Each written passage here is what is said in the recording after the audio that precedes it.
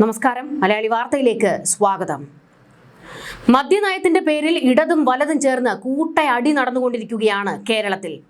വീര്യം കുറഞ്ഞ മദ്യത്തിന് നികുതി ഇളവ് നൽകാനുള്ള നീക്കം പിണറായി സർക്കാരിന്റെ കാലത്താണ് തുടങ്ങിയതെന്ന് UDFും ഈ പദ്ധതിക്ക് പച്ചക്കൊടി വീശിയത് VD സതീശനാണെന്നും ഇത് ബക്കാഡി കമ്പനിയുമായി ചേർന്നുള്ള വലിയ അഴിമതിയാണെന്ന് ഇടതുപക്ഷവും വാദിക്കുന്നു. ഞങ്ങളാണ് ബാറുകൾ പൂട്ടിച്ചതെന്ന് UDF വാദിക്കുന്നു. മുക്കിന് ബെവ്കോ ഔട്ട്ലെറ്റുകൾ തുറന്നു കൊടുത്തത് പിണറായി ആണെന്നും UDF വാദിക്കുന്നു. എന്നാൽ ബാർ മുതലാളിമാരുമായി പങ്കു കച്ചവടമുള്ളതും UDFകാർക്കാണെന്ന് ഇടതുപക്ഷവും വാദിക്കുന്നു. അതായത് കേരളത്തെ മദ്യപ്പുഴ ഒഴുക്കിയതിന്റെ ഉത്തരവാദിത്വത്തിൽ നിന്ന് ഇരു കൂട്ടരും അങ്ങ് നൈസായി കൈയൊഴിയുകയാണ്, പരസ്പരം പഴിചാരുകയാണ്. ഇവിടെ പിണറായി വിജയനാകട്ടെ ഈ വിഷയത്തിൽ അടിയിരന്ന് മേടിച്ചുകൊണ്ടിരിക്കുകയാണ് ഭരണപക്ഷത്ത് നിന്ന്. മദ്യനയത്തിന്റെ പേരിൽ വാ തുറന്നു കഴിഞ്ഞാൽ പിണറായിക്ക് VD സതീശന്റെ വക അടി ഇടി വെടി പുകയാണ്. ഇന്നിപ്പോൾ ഈ മദ്യനയത്തിൽ നിന്ന് നൈസ കൈ ഊരാൻ നോക്കുന്ന പിണറായി വിജയൻ 10 വർഷക്കാലത്ത് ഇവിടെ എന്തായിരുന്നു കാണിച്ചു കൂട്ടിയിരുന്നത് എന്നുകൂടി നമുക്കൊന്ന് നോക്കണം. അതായത് നിയമസഭാ തെരഞ്ഞെടുപ്പിന് മുൻപ് 2.5 മാസത്തിനുള്ളിൽ LDF സർക്കാർ സംസ്ഥാനത്ത് 22 പുതിയ ബാറുകൾക്കാണ് അനുമതി കൊടുത്തത്. ജനുവരിയിൽ 9, ഫെബ്രുവരിയിൽ 3, മാർച്ചിൽ 10 ബാറുകൾക്കുമാണ് ലൈസൻസ് നൽകിയത്. ബാറുകളുടെ പ്രവൃത്തി സമയം 1 മണിക്കൂർ ദീർഘിപ്പിച്ച് ഫെബ്രുവരിയിൽ എടുത്ത തീരുമാനം ഇതിന് പുറമെയാണ്. തെരഞ്ഞെടുപ്പിന് തൊട്ട് മുൻപ് ബാർ ഉടമകൾക്ക് അനുകൂലമായി LDF സർക്കാർ അതിവേഗ ഫയൽ നീക്കം നടത്തി എന്നാണ് ഇപ്പോൾ സർക്കാർ പറയുന്നത്. ആ നീക്കങ്ങളെക്കുറിച്ച് കൃത്യമായി അന്വേഷിക്കാനാണ് UDF സർക്കാർ ഇപ്പോൾ ആലോചിക്കുന്നത്. പ്രവൃത്തി സമയം രാത്രി 11 നിന്ന് 12 വരെ നീട്ടിയ നടപടി ബാർ ജീവനക്കാരുടെ പരാതിയെ തുടർന്ന് പുനഃപരിശോധിക്കാനും ആലോചനയുണ്ട്. അതായത് പിണറായി വിജയൻ സർക്കാരിന്റെ കാലത്തെ മദ്യ ഒഴുക്കിന്റെ സകല വിവരങ്ങളും വലിച്ചു പുറത്തിടുകയാണ് VD സതീശൻ. 22 ബാറുകൾക്ക്, അതായത് ഇറങ്ങിപ്പോകുന്നതിന് മുൻപ്, രണ്ടാം പിണറായി സർക്കാരിന്റെ കാലാവധി അവസാനിച്ച് ഇറങ്ങിപ്പോകുന്നതിന് തൊട്ട് മുൻപ്, തെരഞ്ഞെടുപ്പിന്റെ തൊട്ട് അടുത്ത ദിവസങ്ങളിൽ തന്നെ ഈ പറയുന്ന ബാറുകൾക്ക് അനുമതി കൊടുത്തു, 22 ബാറുകൾക്ക്. എന്നിട്ടാണ് മദ്യനയത്തിൽ നിയമസഭയിൽ ഉൾപ്പെടെ പിണറായി കൈകഴുകാൻ നോക്കുന്നത്.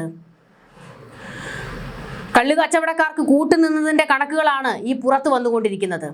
എന്തായാലും UDFും അക്കാര്യത്തിൽ മോശമൊന്നുമല്ല. എന്നാലും കൃത്യം മറുപടി കൊടുത്തുകൊണ്ട് പിണറായി വിജയനെ അടിച്ചിരുത്തുകയായിരുന്നു VD സതീശൻ. ഒന്നാം പിണറായി സർക്കാർ അധികാരമേൽക്കുമ്പോൾ 29 ബാറുകളാണ് സംസ്ഥാനത്തുണ്ടായിരുന്നത്. കഴിഞ്ഞ മാസം അവസാനം വരെയുള്ള കണക്കനുസരിച്ച് ബാറുകളുടെ എണ്ണം 903 ആയി. ബിവറേജസ് ഷോപ്പുകളുടെ എണ്ണത്തിൽ കാര്യമായ വർധനയ്ക്ക് മുതിരാത്ത സർക്കാർ സാമ്പത്തിക നേട്ടം ലക്ഷ്യമിട്ട് ബാറുകളെ പ്രോത്സാഹിപ്പിച്ചു എന്നാണ് ആരോപണം. അങ്ങനെ ബാർ മുതലാളിമാരുടെ കയ്യിൽ നിന്ന് കോടാനുകോടികൾ പിണറായി സർക്കാരിന്റെ കീശയിലേക്ക് എത്തി എന്നാണ്, സർക്കാരിന്റെ അല്ല പിണറായിയുടെ കീശയിലേക്ക് എത്തിയെന്നാണ് UDF ആരോപണം ഉന്നയിക്കുന്നത്. ഇപ്പോൾ ബാർ ലൈസൻസ് ഉള്ളവയിൽ 512 എണ്ണം 3 സ്റ്റാർ ഹോട്ടലുകളാണ്. ഇതിനു പുറമെ 308 4 സ്റ്റാർ ഹോട്ടലുകൾക്കും 57 5 സ്റ്റാർ ഹോട്ടലുകൾക്കും 26 ഹെറിറ്റേജ് ഹോട്ടലുകൾക്കും ബാർ ലൈസൻസ് ഉണ്ട്. ബിവറേജസ് കോർപ്പറേഷന് കീഴിൽ 285, കൺസ്യൂമർ ഫെഡിന് കീഴിൽ 46 എന്നിങ്ങനെയാണ് മദ്യവിൽപ്പനശാലകളുടെ എണ്ണം. അങ്ങനെ ആ വിഷയത്തിൽ ഇപ്പോൾ അടിയേറ്റിരിക്കുകയാണ്. അതായത് മദ്യം പ്രോത്സാഹിപ്പിച്ചത് പിണറായി സർക്കാരിന്റെ കാലത്താണ് എന്നുള്ളതിന്റെ കൃത്യമായ വിവരങ്ങൾ പുറത്തേക്ക് വരുന്നു. ഇതിന്റെ കൂട്ടത്തിൽ MV ഗോവിന്ദന്റെ വക CPMന് നല്ല ഒന്നാന്തരം പണികളാണ് കിട്ടിയിരിക്കുന്നത്.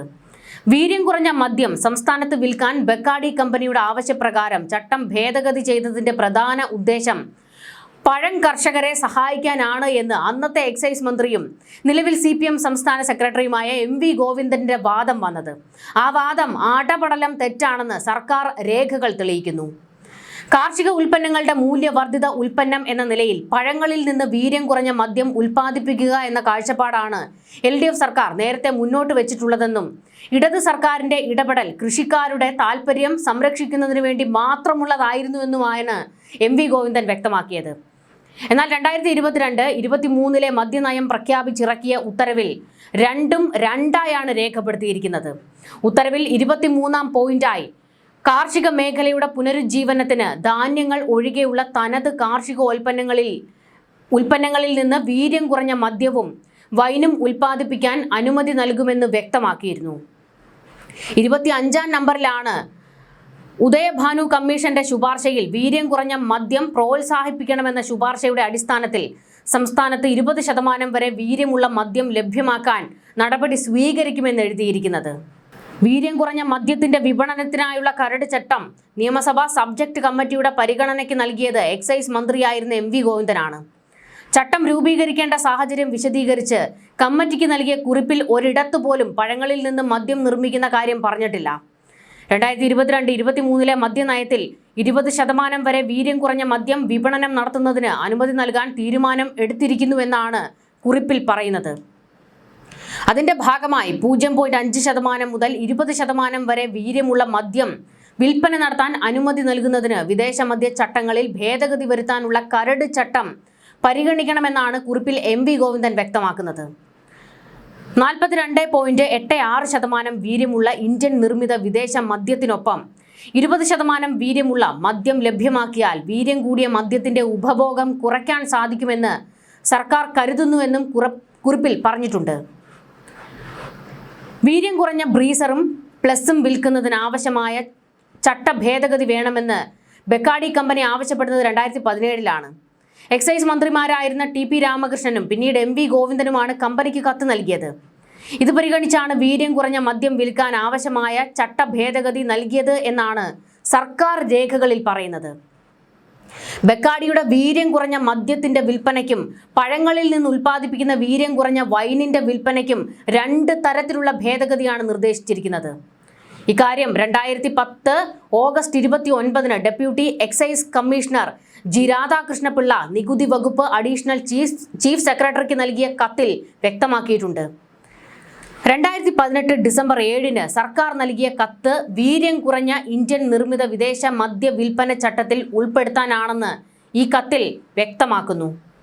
2019 ഒക്ടോബർ 26-ന് നൽകിയ കത്ത് പ്രകാരമാണ് പഴവർഗ്ഗങ്ങളിൽ നിന്നുള്ള വൈനിന്റെ കാര്യം പറയുന്നത്. ആദ്യ ചട്ട ഭേദഗതിക്ക് ഇതുമായി ഒരു ബന്ധവുമില്ല എന്നും ഡെപ്യൂട്ടി എക്സൈസ് കമ്മീഷണറുടെ കത്തിൽ പച്ചയ്ക്ക് പറയുന്നുണ്ട്. പഴവർഗ്ഗങ്ങളിൽ നിന്നും ധാന്യങ്ങളിൽ നിന്നും വീര്യം കുറഞ്ഞ മദ്യവും വൈനും ഉൽപ്പാദിപ്പിക്കാൻ അനുമതി നൽകി 2019 ഒക്ടോബർ 26-നാണ് സർക്കാർ ഉത്തരവിറക്കിയത്. ചക്ക, കശുമാങ്ങ എന്നിവയിൽ നിന്നും വീര്യം കുറഞ്ഞ മദ്യം ഉൽപ്പാദിപ്പിക്കാനുള്ള സാങ്കേതിക വിദ്യ കേരളത്തിൽ ലഭ്യമാണെന്നും ചെറുകിട വൈൻ നിർമ്മാണ യൂണിറ്റുകൾ സ്ഥാപിക്കാൻ അബ്കാരി ചട്ടത്തിൽ അനുയോജ്യമായ ഭേദഗതി ആവശ്യമാണെന്നും സർക്കാർ നയപരമായ തീരുമാനം കൈക്കൊള്ളണമെന്നും എക്സൈസ് കമ്മീഷണർ 2015, 16, 17 വർഷങ്ങളിൽ സർക്കാരിന് കത്ത് നൽകിയിരുന്നു. തുടർന്ന് 2017 ഓഗസ്റ്റ് 16-ന് എക്സൈസ് മന്ത്രിയും കൃഷിമന്ത്രിയും ഉൾപ്പെടെ ഉന്നതതല യോഗം ചേർന്നാണ് വിശദമായ റിപ്പോർട്ട് സമർപ്പിക്കാൻ കൃഷി വകുപ്പിനോട് ആവശ്യപ്പെട്ടത്. കേരള കാർഷിക സർവകലാശാല, കേന്ദ്ര തോട്ടവിള ഗവേഷണ കേന്ദ്രം എന്നീ സ്ഥാപനങ്ങളുടെ വിവിധ പഠന റിപ്പോർട്ടുകളും പരിശോധിച്ചിരുന്നു. കേരള കാർഷിക സർവകലാശാല ഗവേഷണ വിഭാഗം മേധാവിയുടെ റിപ്പോർട്ട് പരിഗണിച്ചാണ് ചക്ക, മാങ്ങ, കശുമാങ്ങ, വാഴപ്പഴം എന്നിവയിൽ നിന്നും മറ്റ് ധാന്യവർഗ്ഗങ്ങളിൽ നിന്നും വീര്യം കുറഞ്ഞ മദ്യം, വൈൻ എന്നിവ ഉൽപ്പാദിപ്പിക്കുന്ന യൂണിറ്റുകൾക്ക് അബ്കാരി നിയമപ്രകാരം അനുമതി നൽകാനും ഇത്തരത്തിൽ ഉൽപ്പാദിപ്പിക്കുന്ന മദ്യം വിപണനം ചെയ്യാൻ ബന്ധപ്പെട്ട അബ്കാരി ചട്ടം ഭേദഗതി വരുത്താനും അനുമതി നൽകാനും ഉത്തരവിറക്കിയത്. അന്യസംസ്ഥാനങ്ങളിൽ നിന്നും ഇറക്കുമതി ചെയ്യുന്ന സ്പിരിറ്റിൽ പഴവർഗ്ഗങ്ങളുടെ രുചി ചേർത്ത് 10% മുതൽ 20% വരെ വീര്യമുള്ള മദ്യം നിർമ്മിച്ച് വിതരണം ചെയ്യാൻ SDF ഇൻഡസ്ട്രീസ് ലിമിറ്റഡ് എന്ന കമ്പനി അപേക്ഷ നൽകിയിരുന്നെങ്കിലും അത് സർക്കാർ അംഗീകരിച്ചിരുന്നില്ല. ഇതാണ് സംഭവിച്ചത്. എന്നിട്ടാണ് MV ഗോവിന്ദൻ അതിനെ കർഷകർക്ക് വേണ്ടിയാണ് ഞങ്ങൾ ഇത്ര വലിയ ത്യാഗം സഹിക്കുന്നത് എന്നൊക്കെ വെച്ചങ്ങ് അലക്കിയത്. ഇതിനിടെ വീര്യം കുറഞ്ഞ മദ്യത്തിന്റെ വിഷയത്തിൽ UDF ജനങ്ങളുടെ കണ്ണിൽ പൊടിയിടുകയാണെന്ന് KN ബാലഗോപാൽ MLA പറഞ്ഞു. അസംബ്ലിയിൽ ബില്ല് പാസാക്കിയ ശേഷം മുന്നണിയിൽ ചർച്ച ചെയ്യുമെന്ന് പറയുന്നത് തെറ്റിദ്ധരിപ്പിക്കലാണെന്നും അദ്ദേഹം ആരോപിച്ചു. വീര്യം കുറഞ്ഞ മദ്യത്തിന്റെ ഉൽപ്പാദനവുമായി ബന്ധപ്പെട്ട വ്യവസ്ഥകൾ ബജറ്റിൽ നിർദ്ദേശിക്കുകയും ഇത് സംബന്ധിച്ച ബില്ല് വരെ തയ്യാറാക്കി വെക്കുകയും ചെയ്ത ശേഷം പാർട്ടിയിലും മുന്നണിയിലും ആലോചിച്ചേ തീരുമാനമെടുക്കൂ എന്ന് പറയുന്നത് കണ്ണിൽ പൊടിയിടൽ തന്നെയാണ്. UDF സർക്കാർ ഇക്കാര്യത്തിൽ ജനങ്ങളെ പൂർണ്ണമായും തെറ്റിദ്ധരിപ്പിക്കുകയാണ്. അസംബ്ലിയിൽ ബില്ല് പാസാക്കി കഴിഞ്ഞാൽ അത് പൊതുരേഖയായി മാറുമെന്നിരിക്കെ അതിനുശേഷം UDF-ലോ മുന്നണിയിലോ ചർച്ച ചെയ്യുമെന്ന് പറയുന്നതിൽ എന്ത് പ്രസക്തിയാണുള്ളതെന്നും ബാലഗോപാൽ ചോദിക്കുന്നു. എന്തായാലും ഈ മദ്യനയ വിഷയത്തിൽ ഇടതും വലതും എല്ലാം കിടന്ന് ഉരുണ്ട് പിരളുകയാണ്. എന്നിട്ട് പരസ്പരം ചെളിവാരി എറിയുകയും ചെയ്യുന്നു. രണ്ടു കൂട്ടരും കണക്കാണ്. കാരണം കള്ളുകച്ചവടക്കാരിൽ നിന്ന് ഇവരെല്ലാവരും കീശ നിറയ്ക്കാറുണ്ട്. അതാണ് വാസ്തവം. ന്യൂസ് ഡെസ്ക് മലയാളി വാർത്ത.